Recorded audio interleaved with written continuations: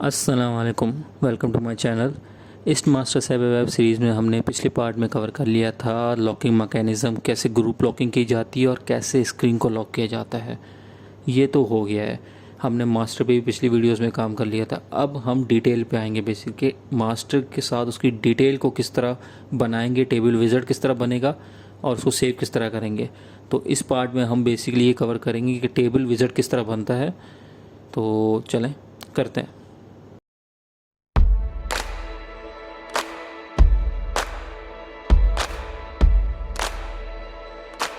चलें स्टार्ट करते हैं, लेकिन विज़ार्ड बनाने से पहले मैं आपको मास्टर डिटेल का थोड़ा कॉन्सेप्ट बता दूं कि मास्टर डिटेल बेसिकली होता क्या है। अच्छा, मास्टर डिटेल एक पेरेंट और चाइल्ड रिलेशनशिप होता है बेसिकली, ठीक है ना। मास्टर के अंदर उसके सिंगल वैल्यूज़ आ जाती हैं और डिटेल के अंदर उसकी मल्टीपल वैल्यूज़ आती हैं। जिस तरह मैंने आपको बताया भी था कि एक स्टूडेंट है जिस तरह राजा है, अब उसके मल्टीपल सब्जेक्ट्स हैं, तो वो एक ही बंदे से लिंक्ड है सारे सब्जेक्ट, तो वो मास्टर डिटेल का रिलेशनशिप कहलाता है। मैं आपको ये बता भी देता हूँ, ये थोड़ा लिख भी ले रहा हूँ मैं, कि इन सैप ऐप के अंदर इसको हेडर भी कहा जाता है, ठीक है ना। और टेबल विज़ार्ड हम यूज़ करते हैं, बेसिकली टेबल ही होता है जिसके अंदर मल्टीपल कंट्रोलर्स होते हैं, उसको हम डिटेल भी बोल रहे होते हैं। तो ये मैं आपको दिखा भी देता हूँ ये किस तरह होता है। बेसिकली मास्टर डिटेल का कॉन्सेप्ट होता है, जो प्रोग्रामर हैं उनको तो पता होगा ये कॉन्सेप्ट, बाकी जो प्रोग्रामर नहीं है मैं उनके लिए बता रहा हूँ कि ये क्यों हम बनाते हैं बेसिकली, ठीक है ना। जो हम प्रोग्राम बना रहे हैं मैं उसके हिसाब से आपको समझ में भी आ जाएगा हम क्यों कर रहे हैं ये। ठीक है ना, मल्टीपल एंट्रीज होती हैं, यानी एक ही बंदे से मल्टीपल एंट्रीज लिंक्ड होती हैं। और वो लिंक कैसे होती हैं? बेसिकली जो हेडर की आपकी प्राइमरी की होती है वो जाके फॉरेन की बन जाती है डिटेल की, बेसिकली लिंकेज के लिए काम आता है। तो वो दोनों लिंक हो जाती हैं थ्रू कीज़। तो ये कॉन्सेप्ट हम यहाँ अप्लाई करने जा रहे हैं। हमने हेडर तो बना लिया था, हेडर का फॉर्म हमने बना लिया था, अब हम डिटेल के फॉर्म पे आ रहे हैं। तो उसके लिए यहाँ होता है टेबल विज़ार्ड, तो वो हम यूज़ करेंगे। वो कैसे बनाते हैं वो भी मैं आपको दिखाता हूँ। ये देखिए, हेडर प्राइमरी की विल बी फॉरेन की इन डिटेल, ये मैंने यहाँ पे भी लिख ले रहा हूँ और ये मैं डिस्क्रिप्शन में भी डाल दूँगा, कोई मसला नहीं। चलें न्यू विंडो करते हैं। अच्छा, अब यहाँ पे मैं आपको दिखा रहा हूँ कि हमें एक, अच्छा हमने मास्टर का टेबल वैसे बना लिया था, अब हमें एक डिटेल का टेबल बनाना है, ठीक है ना। तो वो भी आपको टेबल बनाना मैंने से बता दिया था किस तरह बनाते हैं। मैं थोड़ा इसको फास्ट लेके चलूँगा। यहाँ मेंटेनेंस कर दें, यहाँ पे कुछ भी लिख लेते हैं, मैं लिख लेता हूँ डिटेल। और इसके अंदर हम वो बनाएंगे, बेसिकली हम टेबल भी बनाएंगे, सारी फील्डें बनाएंगे। और वो जो हमारी डॉक आईडी थी जो कहाँ पे थी, मास्टर में थी, वो बेसिकली यहाँ आके प्राइमरी की बन जाएगी। इसकी अपनी भी एक आईडी होगी और उसकी आईडी यहाँ जाके फॉरेन की बन जाएगी। मैं बताता हूँ किस तरह। ये मैंडेट का तो मैंने आपको बताया था, बेसिकली ये क्या करता है, रिप्रेजेंटेशन है और कुछ भी नहीं है। अब मैंने ये लगा दिया कि भाई एक मैंडेट मैंने लगा दिया कॉलम, इसकी 300 आईडी होती है बेसिकली। तो ये मैंने लगा दिया, आप भी इसकी स्टैंडर्ड यूज़ कर सकते हैं, मसला नहीं है। इवन कि ये भी यूज़ कर लें, कोई इशू नहीं है। चलें डॉक आईडी हम दे देते हैं इसको, एक डॉक आईडी हम दे देते हैं इसको। उसके बाद जाके हम देते हैं, ये उठा नहीं रहा, एक मिनट मैं देख लेता हूँ। इंट दे देते हैं इसको, इंट हम दे देते हैं इसको। और यहाँ पे एक आएगी, इसकी अपनी भी आईडी होगी ना, डॉक डिटेल आईडी। ये बेसिकली ऑटो इंक्रीमेंट होगा, ये इसकी अपनी आईडी है। डॉक आईडी बेसिकली वो आईडी है जो हम मास्टर से लिंक करवा रहे हैं, ठीक है।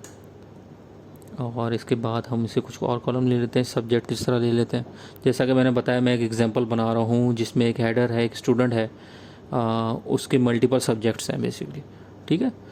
तो उसने अपनी एंट्री तो कर दी, अब वो मल्टीपल सब्जेक्ट्स पढ़ना चाहे तो एक स्टूडेंट के साथ 10 भी सब्जेक्ट हो सकते हैं, 20 भी हो सकते हैं, 100 भी हो सकते हैं, जितने भी आप डालना चाहें, तो वो सारे लिंक्ड होंगे इसके साथ। तो ये हम इसको इस तरह कुछ बना देते हैं, इसको करेक्टर ही दे देते हैं यार, सब्जेक्ट नेम। अच्छा, फील्ड देते दौरान ये ध्यान में रखिएगा कि स्पेस वो नहीं उठाता, ठीक है ना। तो स्पेस नहीं दीजिएगा, या अंडरस्कोर दे दीजिएगा, या स्पेस ही हटा दीजिएगा। चलें इसको भी कुछ दे देते हैं, डिस्क्रिप्शन, ठीक है। यहाँ पे सब्जेक्ट नेम आ गया था, अब सब्जेक्ट कोड भी डाल देते हैं। बेसिकली कोड भी होते हैं तो मैं कोड भी डाल देता हूँ। जिस तरह इंग्लिश है तो उसका EN हम कोड बना देंगे, तो उस हिसाब से ये बेसिकली हम एंट्री करेंगे इसके अंदर, डिटेल के अंदर हम एंट्री करेंगे। हम पूरे डिटेल फॉर्म बनाएंगे जिसके अंदर आपका सेव भी हो रहा होगा, अपडेट भी हो रहा होगा, डिलीट भी होगा, क्लियर भी होगा। तो ये हम सारा बना रहे हैं इसके अंदर, ठीक है, यहाँ पे इसको कुछ भी देते हैं डिस्क्रिप्शन, इसको दे देते हैं कोड स्पेलिंग मिस्टेक, और कोड दे दिया हमने। ठीक है, अब क्रेडिट और भी होते हैं बेसिकली, ये फील्ड है, मैं इन फ्यूचर शायद अपडेट भी करूँ, तो अभी तो फ़िलहाल इतनी ही डाल रहा हूँ और इसे हम करके एंट्री करके देखते हैं। अच्छा, इसको दे देते हैं एंड दे देते हैं। ठीक है, ये तो यहाँ तक हो गया। अच्छा, ये तो सब हो गया, फील्ड भी हो गई, एक्टिवेट करके देख लेते हैं। यहाँ पे वही प्रोसेस है भी, और यहाँ 5 दे देंगे, 5 बेस मैक्सिमम इनका कह रहा था, ये दिख रहा है ना। अच्छा, आगे आते हैं, सेव कर दिया हमने, मेरे ख्याल से कोई इशू तो नहीं आया मेरे। ठीक है, चलिए भाई, ये तो हो गया, टेबल हमारा बन चुका है। अब बेसिकली हम लेआउट पे आके टेबल विज़ार्ड कॉल करवाते हैं। ये कैसे बनाते हैं ये भी मैं आपको दिखा देता हूँ।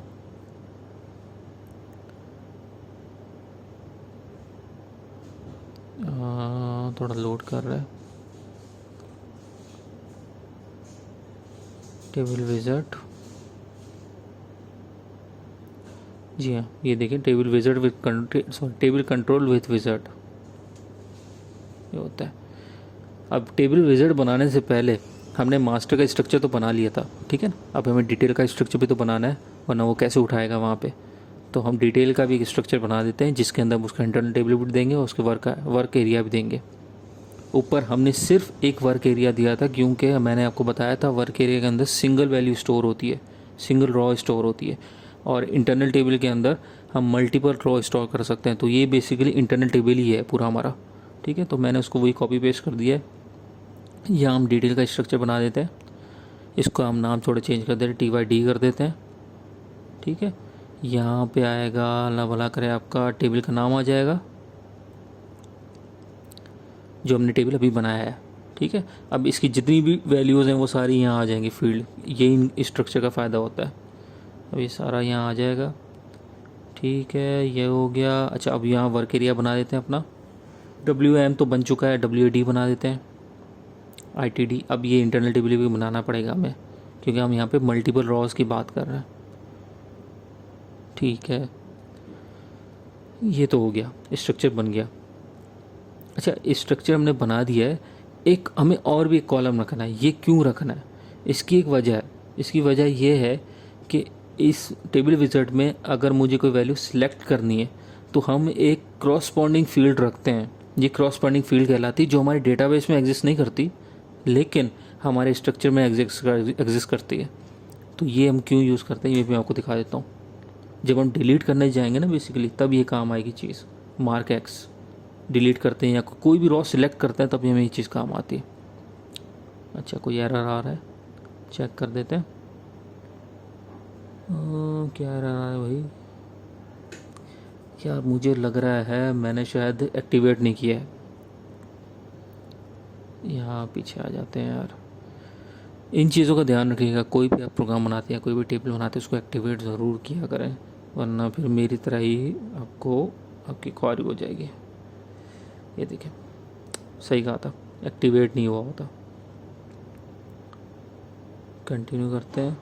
अच्छा, एक्टिवेट भी नहीं हुआ था, कह रहा है क्रेडिट और में स्पेस भी आ रहा है, और अच्छा स्पेस भी आ रहा है, और मेरा इनहेंस कैटेगरी भी करना है मुझे। तो ये तीनों काम कर लेते हैं हम। स्पेस दे के एक्टिवेट कर दिया। अब इनहेंस करना है, मोर में आके, एक्स्ट्रा में आके, यहाँ पे इन्हेंसमेंट कैटेगरी, ठीक है। इसको कर देते हैं कंटिन्यू, ओके, ठीक है यार, ये तो हो गया। अब देखते हैं मेरा एरर गया नहीं गया। यहाँ आते हैं, इसको कैंसिल करते हैं। मेरा प्रोग्राम कहाँ है, ये रहा मेरा प्रोग्राम। अच्छा, यहाँ पे अब देखते हैं, नहीं अभी भी एरर है, अभी भी एरर दे रहा है। अच्छा, WAD, अच्छा कॉमा नहीं लगा, ऊपर नहीं लगा, सही है। यहाँ पे कॉमा हमारा नहीं लगा हुआ। एंड अब एक्टिवेट करते हैं, हो गया एक्टिवेट। चलें भाई, हमारा कोई सिंटैक्स एरर नहीं है। अब यहाँ पे बनाते हैं हमारा टेबल विज़ार्ड, जो हमारा आज का टॉपिक था। अभी देखें, सिंपल टेबल भी होता है और ये टेबल कंट्रोल विथ विज़र्ड भी होता है। हमें टेबल कंट्रोल विथ विज़र्ड करना है, क्यों करना है? सिंपल कंट्रोल में आपके पास इंसर्ट स्क्रॉल के फंक्शन नहीं होंगे, डिलीट का फंक्शन नहीं होगा। इसके अंदर आपको ये सारे मिल जाएंगे, तो इसीलिए हम ये यूज़ करते हैं। ठीक है, इसको कोई नाम दे दें। अब देखिए, मैं प्रैक्टिस यही करता हूँ, मैंने टीसी दे के उस स्क्रीन का जो नाम रखा है वही दे देता हूँ। तो ये प्रैक्टिस रखा करें अपनी भी, ताकि आपको भी याद रहेगा। इंटरनल प्रोग्राम टेबल कर देंगे। यहाँ पे हम वो अपना आईटीडी उठाएंगे, इंटरनल टेबल जो हमने बनाया था स्ट्रक्चर में, और यहाँ हमने वहाँ का वर्क एरिया उठाएंगे जो हमने उस स्ट्रक्चर में बनाया था। ठीक है, अब ये कॉलम है, जो कॉलम मुझे चाहिए टेबल में शो करवाने के लिए, वो ये देख रहे हैं मार्क एक्स, ये मेरे टेबल में एग्जिस्ट नहीं करता, लेकिन मैंने क्रॉसपॉन्डिंग फील्ड स्ट्रक्चर में बनाया था, तो ये हम अभी यहाँ यूज़ करेंगे। इनपुट कंट्रोल में आए, इन लाइन सिलेक्शन कॉलम, ये लाइन सिलेक्शन कॉलम के लिए काम आता है, इसलिए मैंने मार्क एक्स कर दिया। मल्टीपल को सिलेक्ट करें। अच्छा, ये हो गया। ये देखें, कंट्रोल स्क्रॉल का, इंसर्ट डिलीट का है, एंड सिलेक्ट ऑल का है। ये हमें इसके लिए हम टेबल विज़र्ड यूज़ करते हैं। ये भी ध्यान में रखिएगा, यहाँ पे अंडरस्कोर डाल के अपने उसी का नाम रखिएगा जो वो अपना आपने पहले रखा था नाम स्क्रीन का। ये क्यों करते हैं ये भी मैं आपको दिखा देता हूँ। इसका भी अलग से एक पूरी फाइल बन जाती है आपके इंक्लूड के फोल्डर के अंदर, और ये आपको काम में आती हैं। ये सारी चीज़ें आपको काम में आएंगी। बेसिकली सारा आपका जो टेबल विज़र्ड का कोड है वो यहाँ आता है।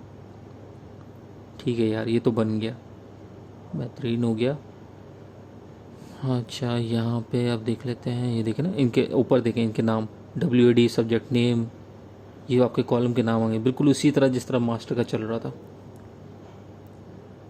ग्रीन हो गया, ये हो गया। अच्छा, यहाँ पे आप इसकी लेंथ भी बढ़ा सकते हैं कॉलम की, विजिबल लेंथ हो जाए बेसिकली ये।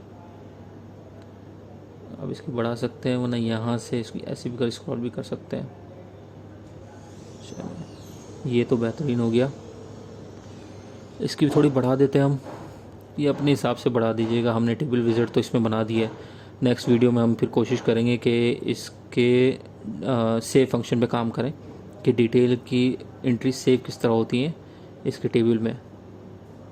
ठीक है, ये हो गया, लोड कर रहा है, एक्टिवेट भी कर दिया मैंने, ये लोड कर रहा है,